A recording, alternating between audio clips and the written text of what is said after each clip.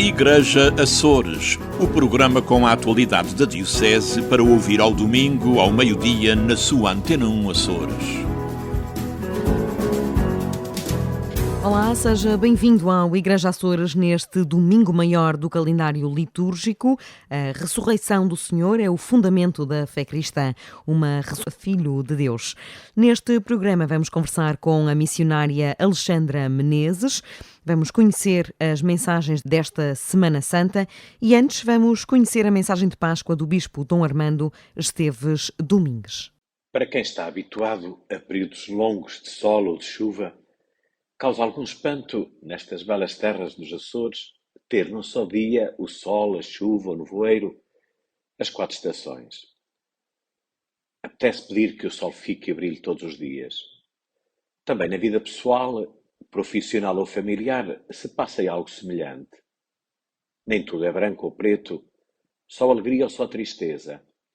E é por isso que se torna bela e desafiante a vida do crente, porque sabe que há sempre uma vitória a conquistar por detrás de um fracasso, que há uma alegria escondida por trás das duras provas da vida, que o sol está lá sempre por detrás das nuvens mais densas e que há ressurreição por detrás da morte.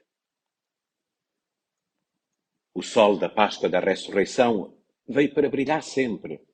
Cristo não mais morrerá nem nos deixará sós. Esta é uma bela notícia a repetir em cada dia do ano. Ele está vivo no meio de nós e ama-nos infinitamente. Nos dias que se aproximam de quinta, sexta e sábado santos, iremos ainda com ele pelos trilhos da paixão até ao Calvário. Veremos porventura tantos dos seus passos, pesados e doridos, muito iguais aos nossos e de todos os que sofrem. Veremos que a sua cruz carrega misérias nossas. A sua morte, porém, tem já dentro a nossa ressurreição. Ele, o crucificado, conhece o nosso sofrer. Viveu no abismo da dor e do abandono. Conhece a angústia, a solidão extrema no patíbulo da cruz, o sabor amargo da traição e da negação, o aparente fracasso da sua missão, a dor física e moral. Mas tudo isto não tem a última palavra, tal como não tem a última palavra o sofrimento e a morte. Compete-nos, por isso, programar o fim de todos os desamores, ódios, ressentimentos, atitudes bélicas e injustiças para acolher o amor ressuscitado. Que a Páscoa de 2023 seja festa de alegria e esperança para todos. Como Igreja Diocesana, em tempos de renovação sinodal, continuemos a tentar encurtar as distâncias entre Jesus e cada um de nós, entre Ele e as nossas comunidades, entre Ele e o nosso modo de ser hoje seus discípulos. Façamo-lo acolhendo também o seu estilo e fazendo nossa a sua bênção, fazendo nossa a sua atenção humilde e respeitosa para com todos aqueles que a vida coloca ao nosso lado e nos faz encontrar. Que a abertura ao ressuscitado gera em cada um uma confiança, uma esperança, uma sede de bondade capaz de resistir perante todas as provações e tentações, e que a vida, nascida da doação, nos torne mulheres e homens para os outros. É um desejo que se estende a todos, não só àqueles que conheceram Cristo e o amam sinceramente, mas também a todos os que procuram sentido, bondade, felicidade e plenitude. Cristo ressuscitou verdadeiramente e traz esperança aos que sofrem com a incerteza da vida e do futuro, aos que continuam a lutar pelo bem dos outros, aos que cuidam da vida, das relações, da qualidade de vida dos irmãos. Ele é o ressuscitado para as nossas relações, para as famílias, para aqueles que vivem e trabalham em lares de idosos, para aqueles que cuidam de pessoas com deficiência ou doença mental, para aqueles que trabalham e estão detidos em prisões, para aqueles que estão ao serviço das nossas comunidades paroquiais. Iluminados pela luz da Páscoa, convido especialmente os sacerdotes a levar o perfume de Cristo ressuscitado até à solidão, à miséria e à dor de tantos irmãos e irmãs, derrubando a pedra da indiferença.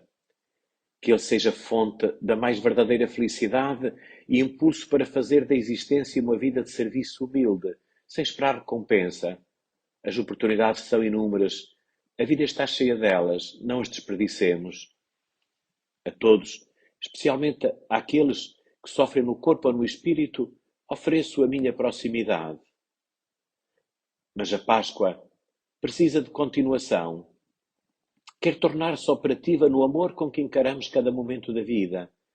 Deixo uma pista inspiradora sugerida por um poema de Madeleine Delbrel, uma mística cristã francesa, assistente social, ensaísta e poetisa.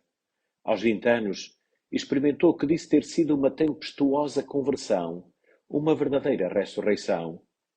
Diz ela, a conversão é um acontecimento violento, muito decisivo, que nos distancia do que sabemos sobre a nossa vida, a fim de que, olhos nos olhos com Deus, aprendamos dele o que ele acha da nossa vida e o que quer fazer dela.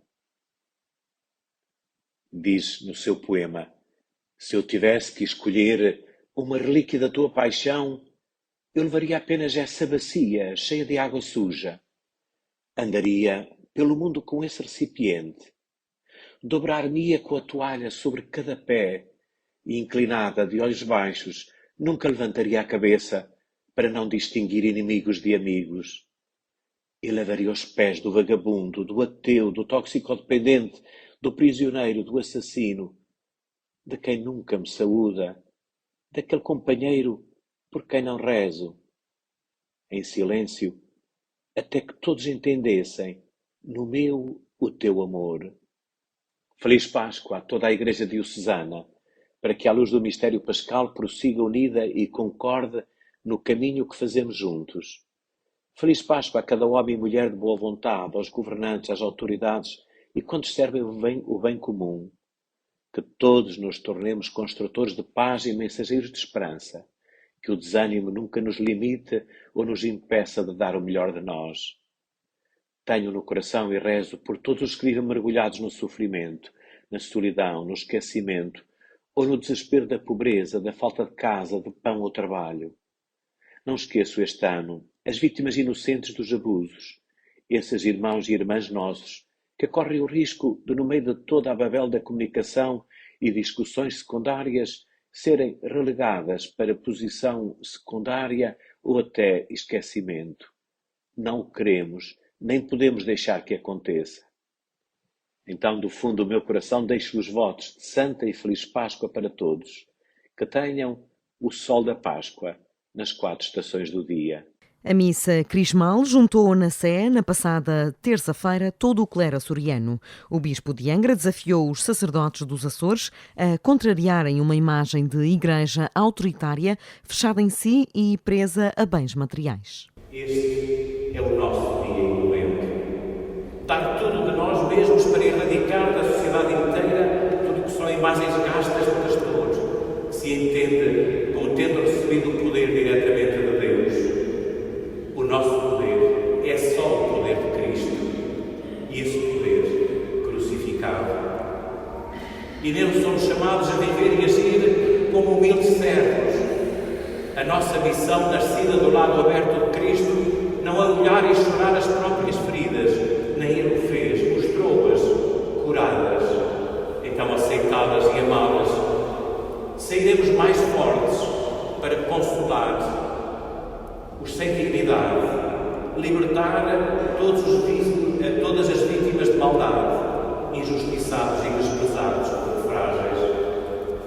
Também aqui precisamos de pensar em quantos colegas se podem afundar nos problemas porque não estamos ao lado, não avisamos, não ajudamos à correção, se calhar não somos fraternos reais. Precisamos de uma imagem renovada de igreja e das comunidades, que deve acontecer com paciência, com muito amor e muita confiança na misericórdia de Deus. Mas precisamos ajudar-nos uns aos outros a não prevaricar.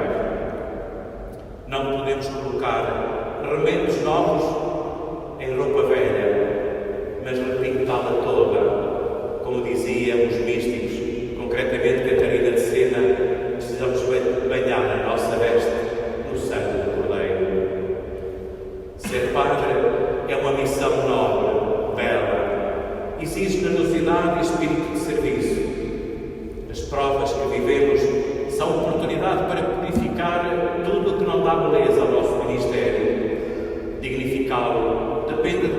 nós e passa por nos desprendermos de nós próprios, das coisas, dos bens e das pessoas.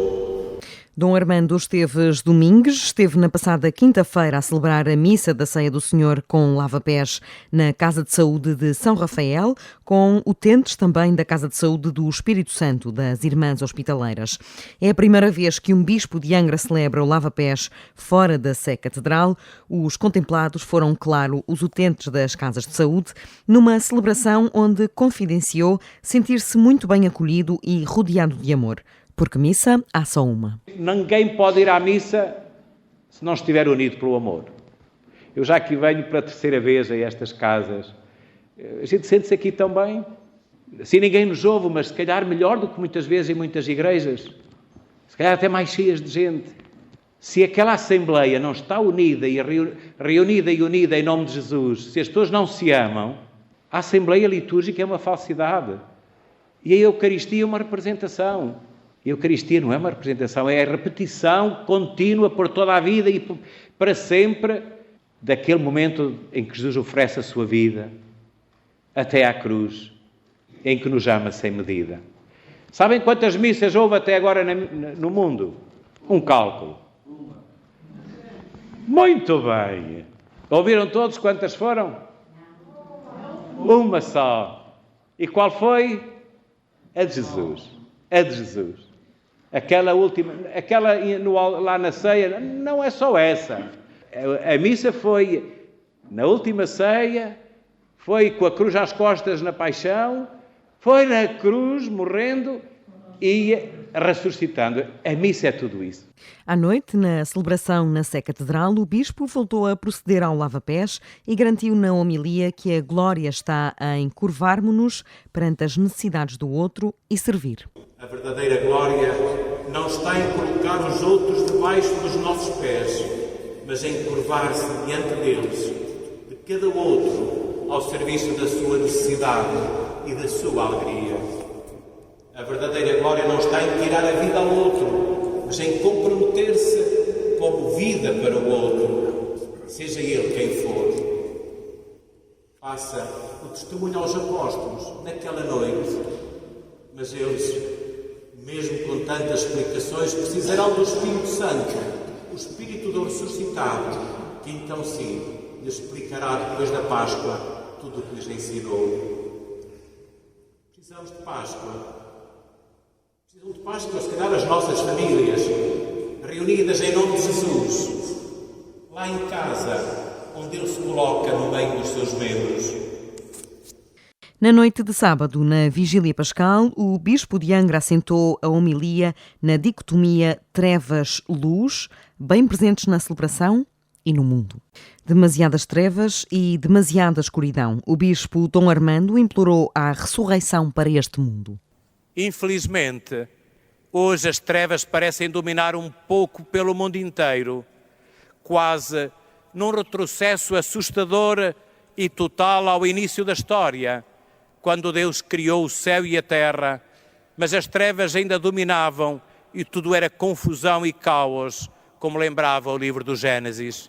Nos nossos dias, de facto, parece que a história da humanidade foi engolida por trevas, afundada na loucura absurda de novas guerras, até com o risco de armas que ameaçam a própria humanidade, mas também de outras guerras, assentes na riqueza desmesurada, indecente de poucos e a pobreza intolerável de muitos.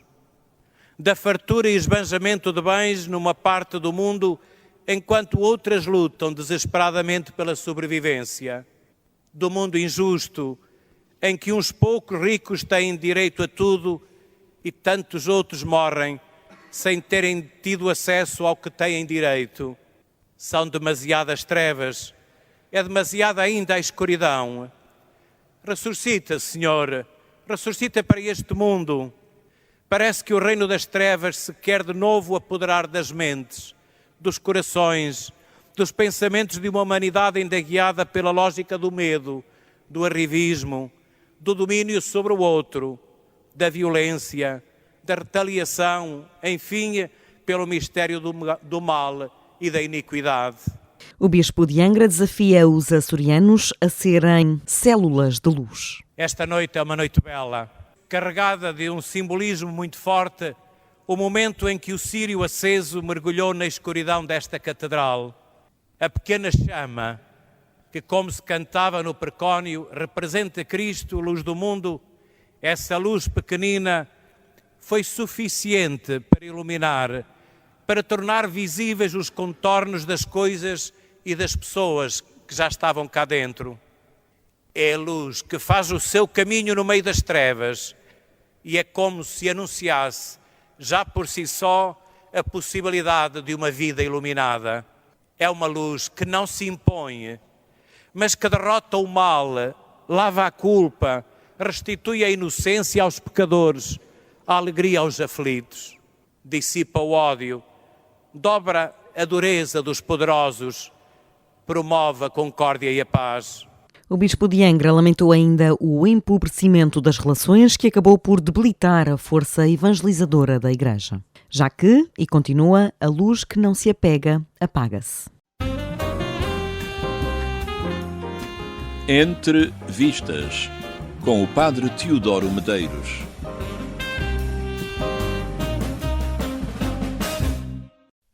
Natural da Catalunha, Oriol Paulo é talvez o mais injustiçado cineasta da atualidade.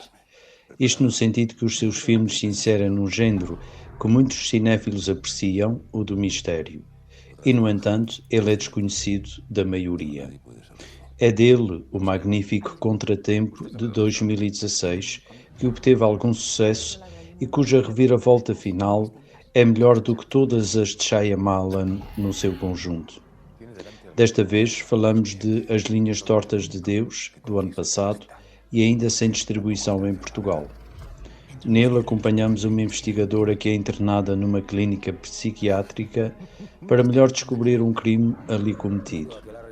Só que nem tudo é o que parece, e surge a pergunta se, como no Shutter Island de Scorsese, o investigador não será na realidade um doente que vive numa realidade alternativa. Estes dois fios narrativos desenvolvem-se em paralelo e obrigam o espectador a prestar muita atenção. Constituído por muitos flashbacks, o filme exibe uma estrutura bem construída e retarda ao máximo a revelação final, sobre a qual é possível ter interpretações contrárias. As Linhas Tortas de Deus não é tão perfeito como Contratempo, mas assegura a Oriol Paulo uma posição cimeira no género. Este é cinema cuidadosamente construído e habilidoso, o ideal para quem já se cansou dos lugares comuns com que tantos se contentam. Este é um realizador a seguir atentamente e cuja filmografia inclui já muitas pérolas. Bom visionamento, boa semana e um santo domingo para todos.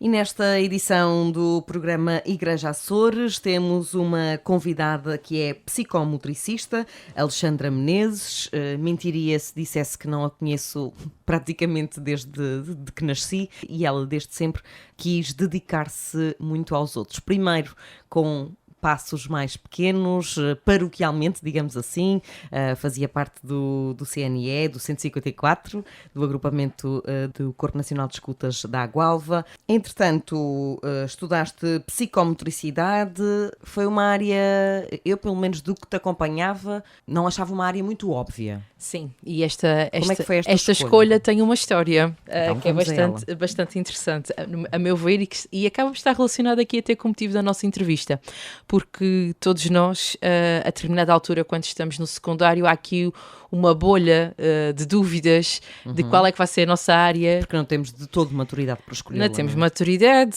há aqui uma grande pressão para escolhermos a área ou a profissão que vamos exercer ao longo da nossa vida. E eu não tinha esta certeza, não sabia efetivamente que área que queria, mas tinha uma. Sabia que queria trabalhar com pessoas e para as pessoas, mas como? Não fazia ideia. Então, durante as férias de verão... O espírito de missão já estava contigo e tu sabias disso. Eu não sei se havia o espírito de missão, mas havia aqui o espírito de querer ajudar as pessoas e trabalhar com elas. Era esta a única certeza. E surge aqui a possibilidade para ajudar a escolher o voluntariado, ok? E é aí que surge a minha primeira experiência como voluntária, e foi-me aconselhado fazer voluntariado no Centro de Apoio à Deficiência. E quando chego lá, sou voluntária neste Centro de Apoio a Pessoas com Deficiência, onde nós ajudávamos em todas as tarefas, nomeadamente nas refeições e nas atividades ocupacionais. E depois desse voluntariado, lembro-me perfeitamente de falar com a presidente, que era a professora Alice Costa, que também conheces, e disse-lhe: eu quero trabalhar nesta área, quero trabalhar com pessoas com deficiência, quero ajudá-las tecnicamente e profissionalmente nesta área. E foi ela que me aconselhou que havia esta licenciatura não muito conhecida ainda, que era a reabilitação psicomotora, a psicomotricidade. Tecnicamente podemos apoiar pessoas com deficiência e não só, ou seja, pessoas com dificuldades de aprendizagem, com algum tipo de deficiência intelectual, pessoas mais velhas com as patologias associadas ao envelhecimento, e foi aí que fiz esta escolha profissional e que fiz a minha licenciatura, depois a pós-graduação na área do envelhecimento, mas tudo começou com uma experiência como voluntária, sim. Agora, todos os teus projetos estão muito direcionados para os mais velhos. Sim. Fala-me da Universidade Sénior, fala-me do stopidadismo, que tu és uma és tu que envergas a bandeira do stopidadismo na região. O que é o stopidadismo, antes de mais? O que é o stopidadismo? O stopidadismo é um movimento que surge em Portugal em 2021, ok? Relativamente recente em Portugal, mas havia aqui um movimento ibero-americano, nomeadamente que começou em Espanha, no âmbito desta luta e deste preconceito e estereótipos que existem perante as pessoas mais velhas. Há aqui um relatório mundial do idadismo, desenvolvido pela Organização Mundial de Saúde e pelas Nações Unidas, onde identificam a necessidade de nós trabalharmos contra o preconceito e estes estereótipos associados à idade. Porquê, Tatiana? Porque o idadismo é a terceira forma mais presente de preconceito, a seguir ao racismo e ao sexismo. E este projeto chega a Portugal. E só agora é que se fala, não é? E só agora é que se fala de sexismo e racismo há tanto tempo. E nós somos reagentes, ou seja, nós reagimos perante um comentário racista, nós reagimos perante um comentário sexista, nós todos dizemos um stop ou julgamos alguém quando age desta forma perante uma mulher ou perante um homem ou perante uma pessoa de uma determinada raça, mas quando se tece um comentário em função da idade, todos nós nos rimos e todos nós aceitamos. E então há aqui esta necessidade a nível mundial, nacional e agora regional, para alertarmos sobre a importância de falarmos sobre o idadismo, que não é nada mais do que o preconceito com base na idade.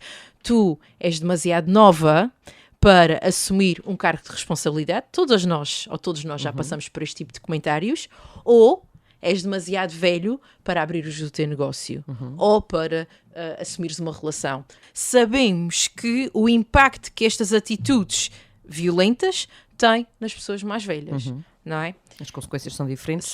Principalmente na saúde mental, não é? Principalmente na saúde mental. Alexandra, pois, eu quero falar muito depressa porque nós temos tantos temas e ainda nem sequer falamos do principal motivo que te trouxe até aos nossos microfones. A Universidade Sénior, de uma forma muito, muito, muito breve. A Universidade Sénior é um projeto que começa em 2015, na minha instituição onde eu trabalho, que é na Casa do Povo de Santa Bárbara, aqui na Ilha Terceira, e esta Universidade Sénior dá resposta a todas as pessoas que queiram ter um programa ocupacional diversificado e que o nosso objetivo é incentivar a aprendizagem ao longo da vida.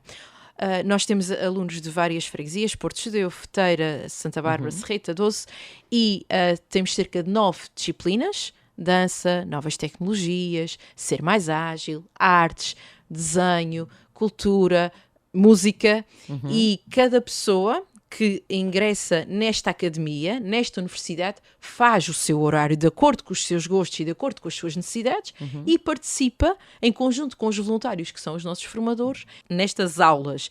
Este projeto funciona em horário escolar, ou seja, começa em outubro e termina em junho, e temos aulas todos os dias.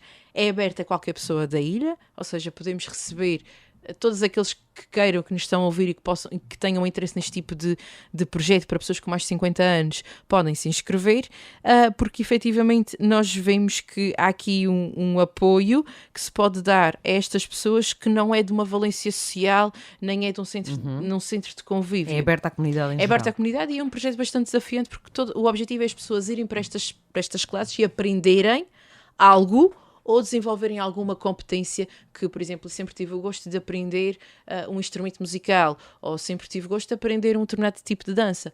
E então estas aulas são pensadas para este público em específico. E no fim ainda tem a benesse de queimar fitas, não é? Vocês fizeram Sim, é uma universidade sénior, só não temos a parte melhor que as frequências e os exames, mas fazemos toda uma sessão de abertura, o início das aulas, fazemos o encerramento, que é o final do ano letivo, há aqui um traje académico, há uma praxe, há visitas de estudo, há Mais intercâmbios. uma vez associado ao Stop Idadismo, não é? Sim, Nunca é tarde para estudarmos. Sim, nunca é tarde para estudarmos, nunca é tarde para fazermos uma nova atividade. Estes alunos deste projeto têm a oportunidade de experimentarem atividades radicais, como por exemplo canoagem, canyoning, slide. Têm aulas quinzenalmente de hidroginástica, fazem visitas de estudo, têm aulas de dança ou aulas, workshops dos mais variadíssimos temas. E tudo pensado para pessoas com mais de 50 anos. Em contexto intergeracional, porque os voluntários maioritariamente são pessoas mais novas do que eles, e quando, Tatiana, tu chegas à nossa academia oeste, é impossível não ficares contagiada, porque não há aqui uma diferença de idades, nós sentimos-nos todos da mesma idade, porque a idade não conta.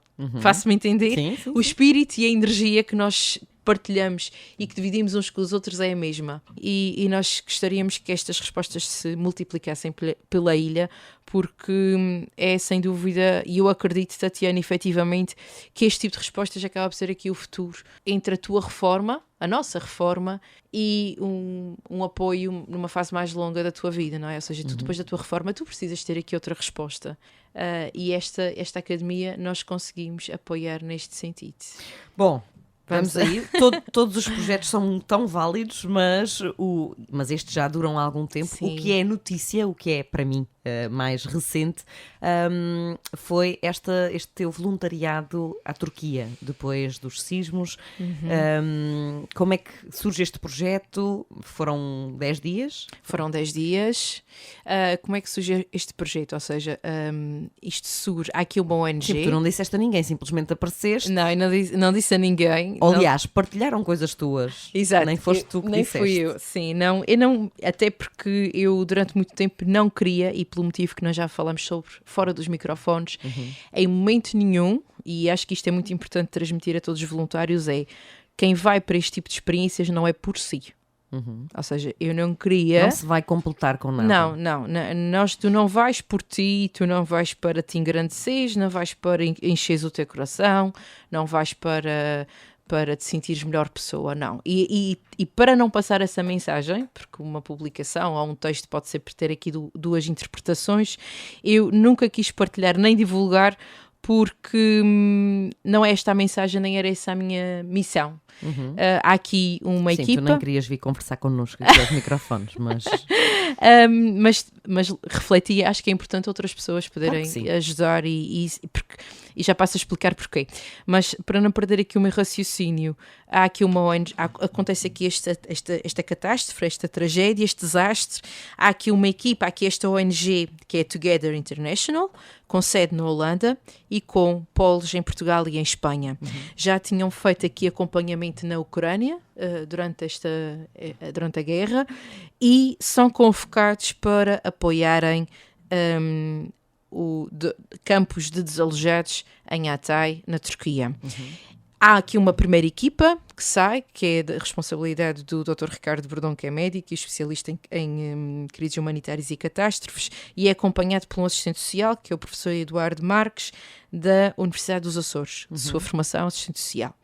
Ao chegarem a campo, ou seja, eles chegam, creio, no dia 19 de fevereiro, sensivelmente 2 semanas após o sismo, eles... são integrados num projeto que é a criação de centros comunitários de apoio psicossocial.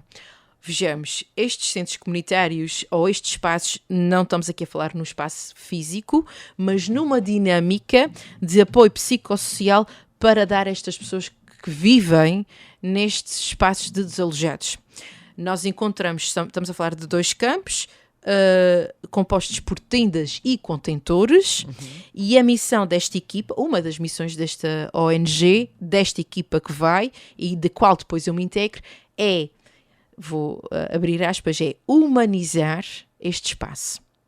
Não podemos prestar apenas o apoio básico e essencial, refeições, apoios médicos, apoio depois social, mas há aqui todo um Dar-lhes tempo... um bocadinho de comunidade, digamos Dar-lhes assim. comunidade e aqui um sentido de ocupação terapêutica, Tatiana, porque estamos a falar de pessoas que estão traumatizadas e estão aqui com um impacto devastador na sua saúde emocional, por razões óbvias, não é? Há aqui pessoas que perderam familiares num número elevado, ou seja, não foi só um familiar que perderam, foram vários, e todos nós não conseguimos medir a dor que é passar por isto. Por muito empático, Por mais sejamos, impacto não é? que a gente diz compreende, nós nunca conseguimos compreender, e perdes os teus familiares, perdes a tua casa e perdes a tua comunidade, ou seja, a tua cidade está totalmente destruída e ficas a viver num campo de desalojados, onde a tua vida antes era totalmente organizada, tinhas o teu trabalho, tinhas a tua família, e de repente isto tudo desaparece. Com desconhecidos, vives num campo de desalojados com desconhecidos. Vives num campo de desconhecidos, e então o objetivo desta equipa, deste projeto, é criar, estão a desenvolver ações para crianças, jovens e adultos que possam dar resposta a nível da psicologia, serviço social, atividades específicas só para criança no âmbito das artes de terapia, da arte terapia, para que atividades desportivas e no âmbito de empreendedorismo, já passo a explicar. Basicamente é tu integrares e desenvolveres atividades que possam se perpetuar no tempo, para que aqueles espaços tenham, como tu disseste muito bem, um espírito de comunidade e um espaço ocupacional com caráter terapêutico. Mas isso é possível de implementar em 10 dias? Tatiana, não é porque eu cheguei lá faço a viagem no dia 6 de março, que é faz um mês que acontece aquele desastre, e tu integras um plano que já está a acontecer. Okay. O meu objetivo, quando chego lá, era trabalhar, devido à minha formação profissional e o plano que eu apresento porque antes de tu ires, tu tens que fazer uma formação nas Nações Unidas, tens um acompanhamento diário de formação e de reuniões com a equipa desta ONG portuguesa, que te prepara e te orienta para o teu trabalho lá, fazes uma articulação com a equipa que esteve lá para tu dares continuidade ao trabalho que eles vão desenvolver. E neste período eu preparo e apresento um plano de apoio para as pessoas mais velhas no âmbito das atividades psicomotoras, estimulação cognitiva, estimulação através do exercício físico, ou seja, incluir sessões e classes que pudessem depois se perpetuar lá. Muito à semelhança do trabalho que eu faço cá, mas adaptada a um contexto humanitário. E quando chego lá, encontro um campo, mas com poucas acessibilidades. Perfeitamente normal, não é? Normal porque ainda tudo se está a adaptar, ainda tudo se está a reorganizar, e há aqui uma grande carência quando encontramos nestes campos, é tendas disponíveis, porque todas as tendas ou contentores disponíveis são para alojar pessoas. Disponibilizares uma tenda ou um contentor para atividades não é fácil, é importante efetivamente. Tem que ser tudo mais ao ar livre. Então. E então, e o tempo também assim o ajudou, fiz todas as minhas ações ao ar livre. O tempo também colaborou imenso. Havia uma tenda que dava apoio às crianças, já havia um plano diário de manhã ao final do dia, só com atividades para crianças, com professores, assistentes sociais, psicólogos, a vários níveis, atividades como se fosse um pré-escolar. Havia aulas, a Unicef era responsável pelas aulas, pelo ensino escolar, mas depois havia, como se fosse, podemos dizer aqui, um ATL, ou seja, havia depois, durante o campo, aquelas crianças que estavam no pré-escolar, tinham atividades de manhã e à tarde com os voluntários. E depois, eu ao chegar a campo e ter estas atividades, encontro estas crianças e a forma e a estratégia para chegar às pessoas. Tatiana, eu não posso chegar lá num dia e dizer, olha, vamos agora começar a fazer atividades, eu sou portuguesa, vocês são turcos, o inglês não é a língua que se domina, ou seja, 10% da população não domina inglês, e agora vamos todos fazer atividades. Não, isto não acontece. Tem que haver aqui uma relação terapêutica, tem que haver aqui uma confiança entre o voluntário e as pessoas. E tiveste que ter aliados, digamos assim, Tive não é? que ter Tiveste aliados. que ter tradutores contigo também. E então a estratégia... E tiveste os próprios membros do grupo. Não é? Sim, então qual foi a estratégia, Tatiana? Havia estas atividades para crianças, as mães estavam a acompanhar na zona da periferia estas atividades, muitas delas de braços cruzados, a observarem os seus filhos ou os seus netos a fazerem as atividades. Então nós propusemos fazer atividades intergeracionais. Já havia aqui a relação com o grupo de voluntários com as crianças e eu, através das atividades intergeracionais, conseguia puxar as mães. E assim foi. O primeiro dia de atividades foi o Dia da Mulher, dia 8. As viagens são no dia 6, chego no dia 7 e o primeiro dia é para tu conheceres o campo, conheceres a rotina, visitas todos os espaços, há um briefing todas as manhãs, e no dia 8 é o Dia da Mulher e é o dia que nós fazemos as atividades. E dedicamos esse dia a elas, em atividades intergeracionais, e foi a forma que consegui para que pudessem, ou eu pudesse chegar a elas. E só deixa-me partilhar a primeira atividade. Tínhamos quatro ações que nós levamos. A primeira era Girls Let's Move, que consistia em fazer sessões de exercício físico adaptadas às necessidades destas mulheres. Tínhamos Breathe In, Be Woman, que eram sessões de relaxamento e alongamentos, tendo em conta o contexto e a situação que passaram.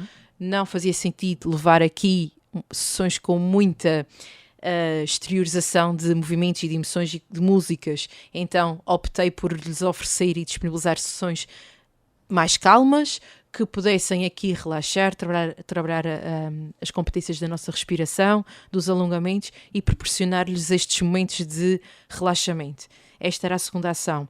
A terceira ação eram as atividades intergeracionais, com caráter cultural, e por fim foi uma ação bastante interessante que era Be Careful With Me. Então, um dos meus colegas era formador em defesa pessoal, capacitou-me para aprender técnicas de defesa pessoal perante um ataque, e eu, enquanto mulher, e ele, enquanto agressor, não é, simular, nós ensinávamos outras mulheres a defenderem-se perante uma situação de ataque ou de abuso num contexto de vulnerabilidade. Infelizmente nós sabemos que nestes campos, não é, estamos muito mais desprotegidas, nomeadamente as mulheres, e queríamos capacitá-las e que elas estivessem preparadas para que, se numa situação de aproximação ou de tentativa de ataque, elas pudessem estar preparadas. Mas não seja para dar-lhes só alguma tranquilidade, não é? Sim. Eu já sei algumas técnicas, eu se Exato. calhar até vou andar mais tranquilo. Então, como tu podes perceber, todo o meu trabalho foi dirigido às mulheres. Tendo em conta que foi esta a necessidade que eu encontrei e foi o grupo que também se mostrou disponível para receber.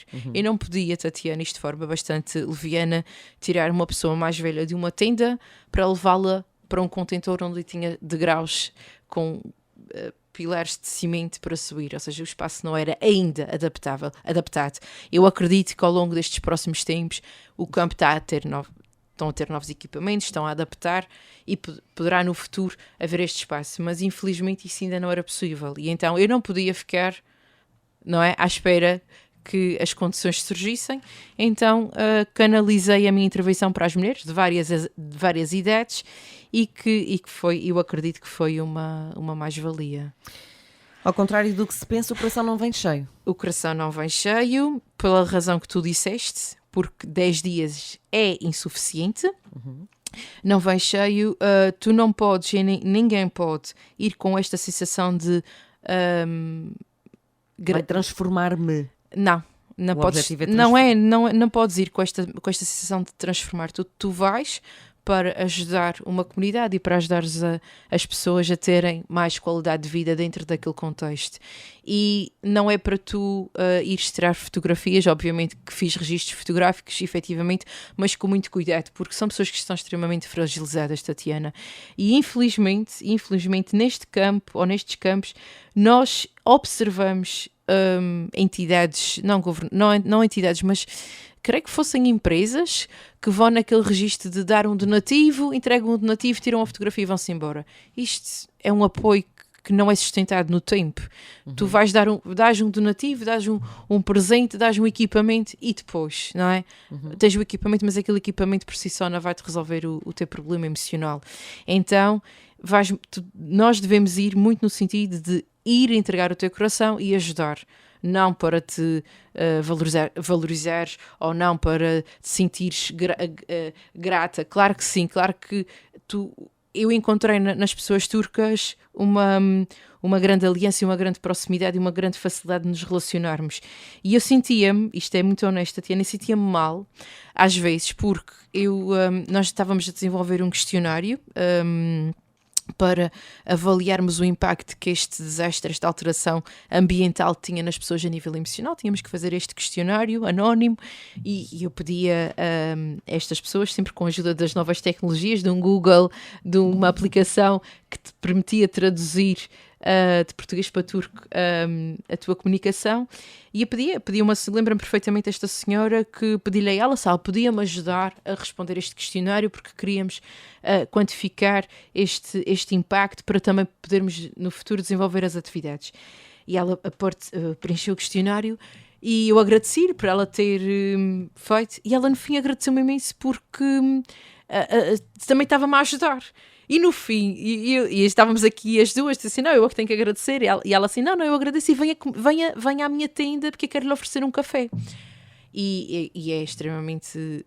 Não devemos, em momento nenhum, negar um convite destes, ou seja, faz parte da tradição, é mal interpretado se tu disseres que não queres tomar café. Não, mesmo que não te apeteça, nós obviamente aceitamos. E eu fui com ela, continuo a dizer, ninguém falava inglês neste grupo. Chego a esta tenda, sou apresentada ao marido, ao filho e à filha e sento-me na sala deles, adaptada, a beber café e dou por mim, eles felizes por estarem-me a receber, eu feliz por estar com eles a beber café e a partilhar imagens aqui dos Açores, do sítio onde eu vivia, e eles estavam extremamente surpreendidos como é que nós saíamos da nossa casa para ir ajudá-los. Ou seja, aqui é este sentimento que eu posso sentir que acontece de tu sais e tu vais ajudar, mas também estas pessoas estão felizes por tu estar lá. É reconhecido por eles, que é o que interessa. Completamente. Ou seja, isto acontece de forma espontânea, Tatiana. Não com este objetivo, percebes? Ou seja, tu não vais para ter esses sentimentos, mas eles acontecem. E isto depois facilita-te imenso o teu trabalho, porque ao criar esta relação com as pessoas, elas já vão te conhecer e já vão aderir e já se vão aproximar das tuas propostas de atividades. Alexandra, já ultrapassamos o nosso tempo. Fica aqui este repto e só mais uma questão. Vais voltar? Eu quero voltar. Eu quero voltar e gostava que outras pessoas pudessem, nomeadamente psicólogos, assistentes sociais, ligados à área social, que tenham esta predisposição emocional e profissional, não é? Porque não é o objetivo, não é irmos ser monitores. Nós temos que ir com um objetivo terapêutico e perpetuado no tempo. Ou seja, Tatiana, quero muito passar esta mensagem. As ações que eu desenvolvi, o objetivo, mas entretanto houve um problema de inundações e de chuvas na Turquia e houve aqui uma paragem neste campo a nível de atividades. Mas o objetivo desta ONG e deste programa de voluntariado é desenvolves atividades para capacitar as pessoas que estão a viver neste campo para perpetuarem. Ou seja, isto não é para serem... entreter. Não é para entreter, nem é para ser atividades pontuais. Ou seja, tem que ser atividades ou que tu dás continuidade ao trabalho que o teu colega anterior desenvolveu, tu pegas no trabalho dele e dás continuidade, ou tu capacitas as pessoas que estão lá, entregas este projeto e elas depois têm que perpetuar no tempo, para haver aqui um sentido. Ou seja, não é um trabalho pontual. sempre alguém que queira saber mais sobre este tipo de trabalho, ou seja, há este apelo para voluntários e para profissionais, ok? Também estão, mas com não preferência a turcos, obviamente, mas para voluntários internacionais, procurem a página da Together International, tanto nas redes sociais como no seu site oficial, e peçam informações, porque está ao passo de dizermos estão sim. Alexandra Menezes, já não temos mais tempo. Eu sugiro que, se voltas também depois aqui aos nossos microfones para continuarmos esta conversa, porque haveria muito para contar sobre esta experiência de estar dentro de um terremoto. Muito obrigada, primeiro pela missão, Obrigada, e depois Tatiana, por ter vindo partilhar aos nossos microfones. Obrigada. O Igreja Açores regressa na próxima semana com mais convidados especiais e com mais atualidade da Diocese Açoriana. Igreja Açores, o programa com a atualidade da Diocese para ouvir ao domingo, ao meio-dia, na sua Antena 1 Açores.